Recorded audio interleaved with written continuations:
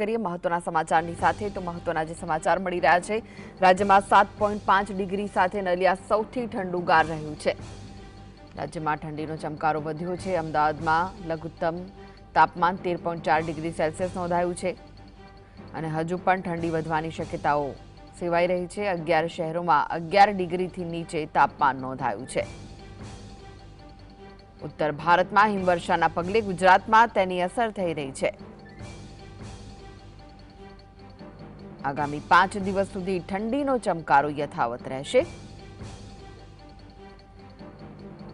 તો રાજ્યમાં 7.5 ડિગ્રી સાથે નલિયા સૌથી ઠંડુગાર રહ્યું। અમદાવાદમાં પણ લઘુત્તમ તાપમાન 13.4 ડિગ્રી સેલ્સિયસ નોંધાયું છે તો બીજા 11 શહેરોમાં 11 ડિગ્રીથી નીચું તાપમાન નોંધાયું।